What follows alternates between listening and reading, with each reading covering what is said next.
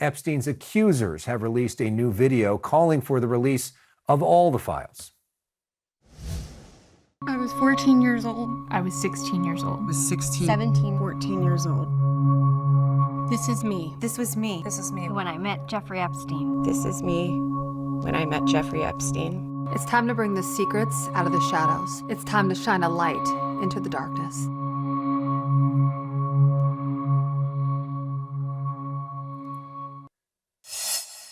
Joining me now live is one of Epstein's accusers, Alicia Arden, and her attorney, Gloria Allred, who represents numerous Epstein survivors. Gloria, Alicia, thanks so much for being here. Alicia, let's start with you. Why is it important for you for these files to be released? Well, I've always wanted the truth, and I have always said that the time when I did file the police report, if it would have been more investigated, I feel that I could have saved the victims from going through what they went through. So now I want the files to be released because I think we all need saving, and it's the truth that has to come out. It's been going on too long for myself and for the victims. So when you say the police report, so you were the first to file a police report against him. This was back in 1997. Yes. This happened in Santa Monica. You were 25 years old? 26? Yes. And he pretended to be a Victoria's Secret talent scout? Victoria's Secret, and I had wanted to be in the catalog very badly, like any young model would, and I had a lot of tear sheets. I was in a lot of magazines, and I was opposite Cindy Crawford in one, and I knew that I could be in it. If you know, I was thinking that he was really a scout. And so he says, come here for an audition, essentially, and it turns out that he has nothing to do with Victoria's Secret, and he gropes you.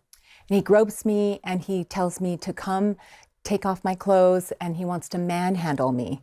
Manhandle me. I never had heard that word in my entire life, and I've still never heard it.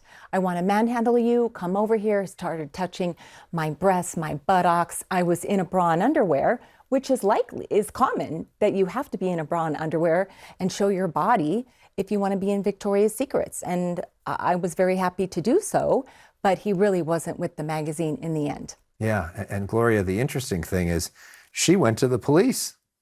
She did go to the police. That's what we asked people to do. She has proof that she went to the police because she has the police report, but no prosecution ensued. And that is so typical of what so many survivors have been facing over the years. Denied justice when Jeffrey Epstein got that sweetheart deal in 2008 in Florida. Denied justice again when he was arrested, incarcerated, waiting to stand trial, and then died in custody. Denied justice now until, well, now President Trump says, release the Epstein files, vote in support of it. But guess what? They don't have to take a vote at all. Right. He could just release it. He could release them himself right now. Exactly. And yet why do you think he's not? Delay, deny, avoid, evade. Yeah. We don't know, but I can't read his mind. I want to thank him for saying, Republicans, you can support this release of the files. However, he could just pick up the phone, call Pam Bondi, Department of Justice right now, and it would be released. Yeah, and so back to your story, Alicia. So in 1997, you go to the police. Mm-hmm. You say, this happened to me, and they did not believe you, right? No, I was very discouraged. I wanted a female police officer. They said, why are you filing a police report? I said, I just ran out of the hotel room. I was being attacked. I was going to be raped. I had to get out. And he offered me $100 as I was leaving, and I did not want that. I said, I'm not a prostitute. I want to be in Victoria's Secrets, and in Victoria's Secret. So I had told them all that, and they just didn't believe me. They had me leave and told me to come back, and I did.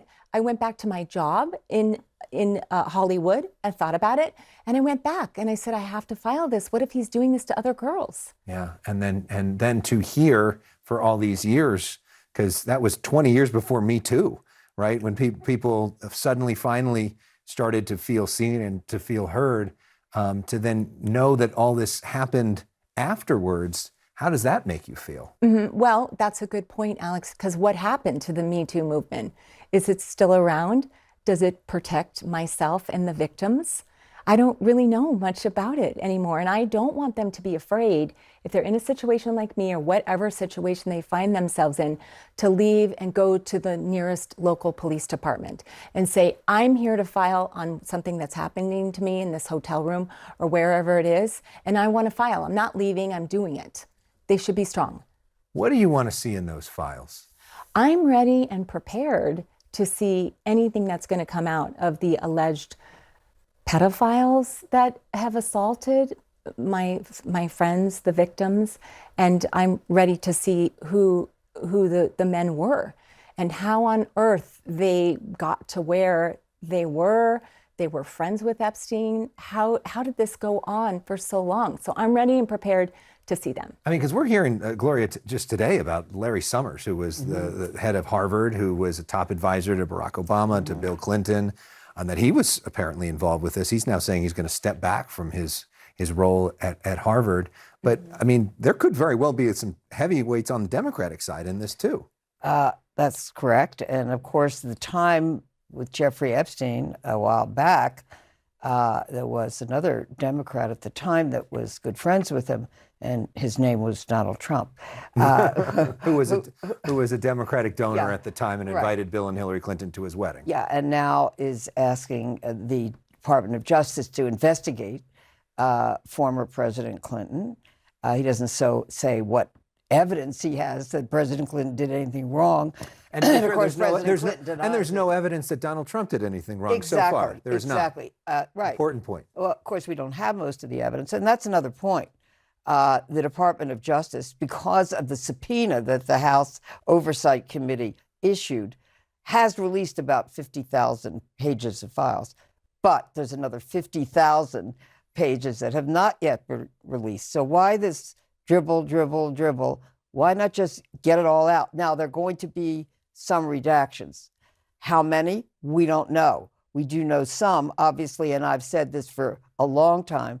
They are going to redact the child sexual abuse videos that were taken by Jeffrey Epstein and were found. And apparently the name of the victims.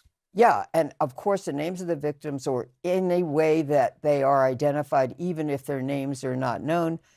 Are they going to redact the names of men Right. who have not been prosecuted, who may or may not ever be prosecuted? That's a question. And as you said, if they're saying they're going to investigate President Trump and then they name some other Democrats, by the way, will any Republicans be investigated, or is it just Democrats? Is there going to be a real prosecution as well as an investigation of Democrats, or is this just political persecution? Well, and Alicia, to that point about the politics of this, because we got to remember that you and other people are victimized by this. It's really not about the politics at all. It's about people that were really hurt. And I know this is really emotional for you. I know it was emotional today at a press conference for you. Right. And I was wondering if you could expand upon that idea that this is really about human beings. It's not about a political football, because so much we watch on frankly, the cable news coverage of this on both sides is trying to blame this side or blame this side. And we're forgetting about the people, the real people that are hurting because of this monster.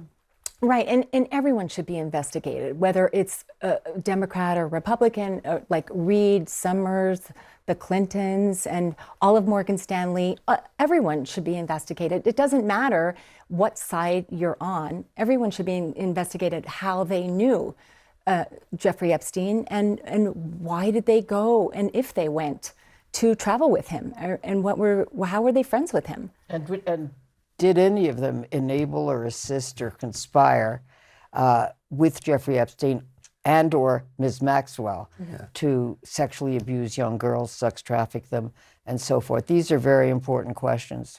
And lastly, real concisely, Alicia, if this actually does come out after all this time, and if names are named, and if there is some sense of justice, what will that mean to you? Well, I think in my heart, I will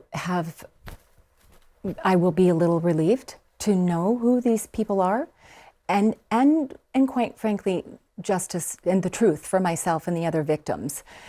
And a little bit sad as to why these people really could go down that road and like victimize myself and the other victims, and why would they do that to us, and I think I will be a little afraid. I'm prepared, but a little shocked to see those names. And I just say how proud I am of Alicia and all the other survivors who have continued to persevere and are not giving up, because they know that the truth matters and they're determined to find it out. Yes, it does. Thank you so much. Thank you for sharing your story and being brave to come out here. Thank you so much. And Gloria, always great to see Thank you, Ellen.